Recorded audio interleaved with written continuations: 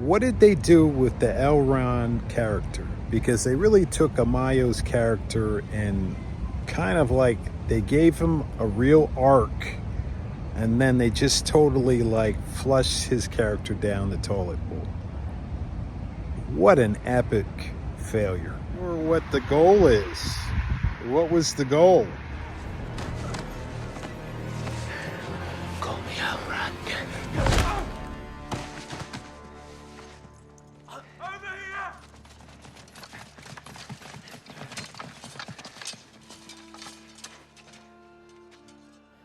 So I'm still not really clear on how this really went from fundamentally a literature or basically a universe where consistently we're having good going against evil and evil losing, to just spending most of this season glorifying evil, which is sort of like what happened last season, right?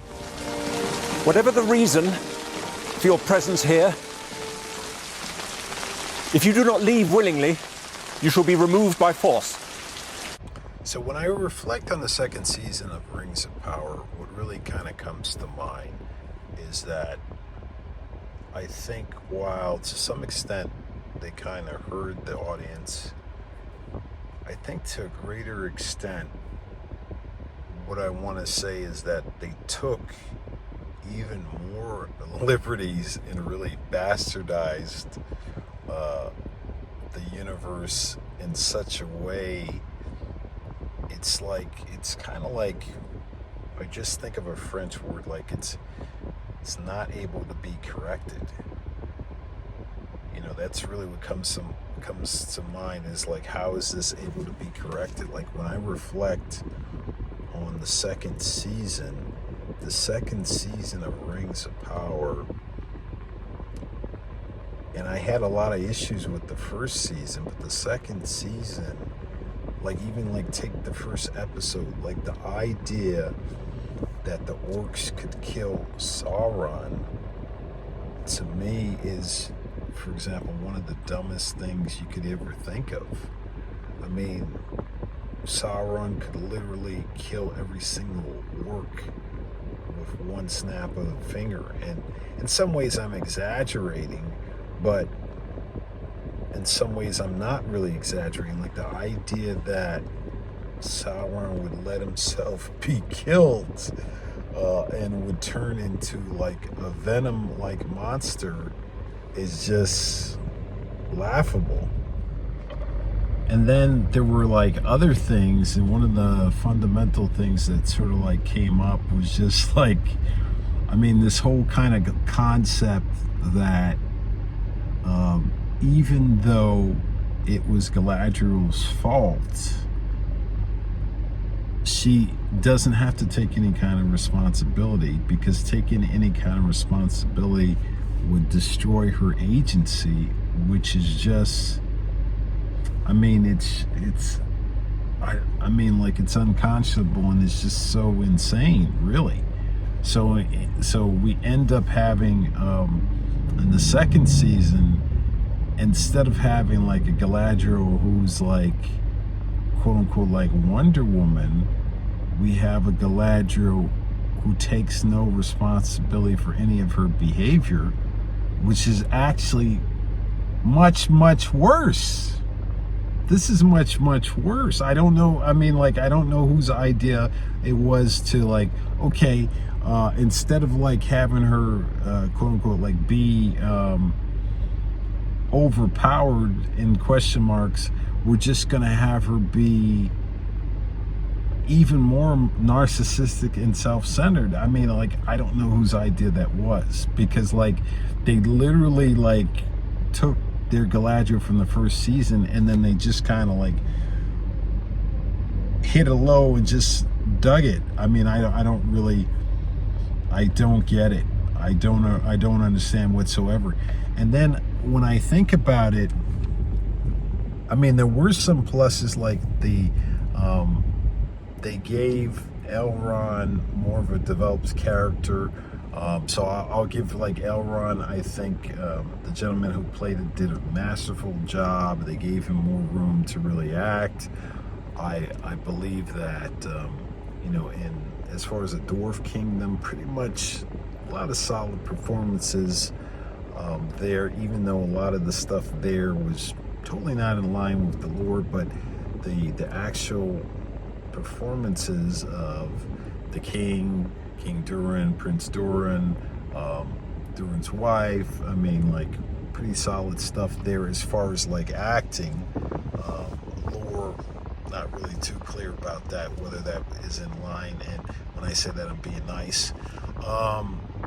But as I continue to look at it, I don't know what the problem was. Now, I keep hearing from like the stands that they had the appendices, so that they just sort of like did what they could. But for example, like a big no, the kiss Elrond and Galadriel. No, what were you thinking? Like, WTF? What were you thinking? It was just completely unnecessary. And this is his mother-in-law. I mean, like, what else can you say? I mean, there are other things like Adar gets the ring. No, Adar's a make-believe character. Why would Adar get any ring? It doesn't make any sense.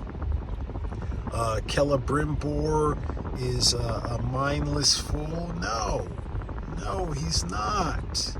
I mean, that whole kind of thing where he's just like completely mindless for the whole season, that just really didn't work. I mean, like, I know some people seem to enjoy it, but he's just not that blind. I think other things that really, when I look at what happened in the second season, and some of them are things that just continued from the first season.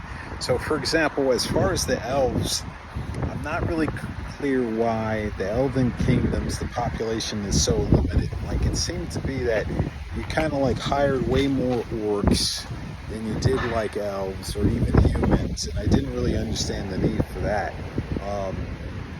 Because like there was money to hire like hundreds and hundreds of extras.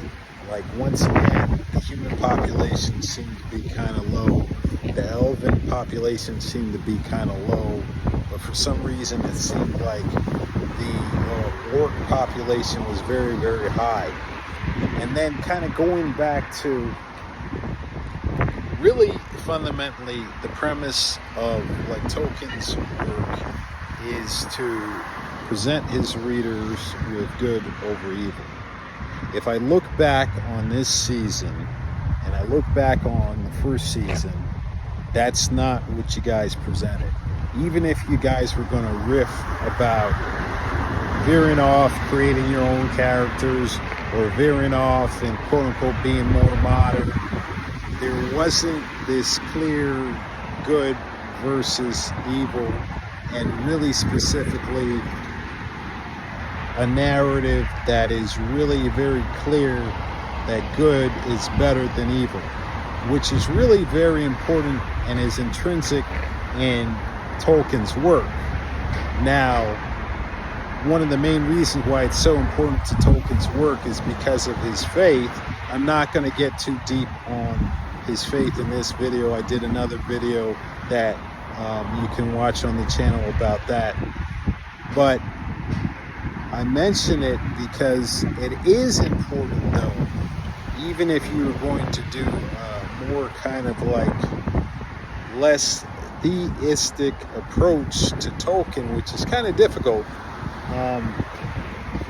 It still was a second season of spending a lot of time talking about essentially evil people, and spending a lot of time figuring out about their internal compasses and what they think and all that, which is not necessarily Tolkien, to be quite frank. Every time you learn anything about Tolkien, it makes you want to dig deeper, and then you learn more and you dig deeper after that.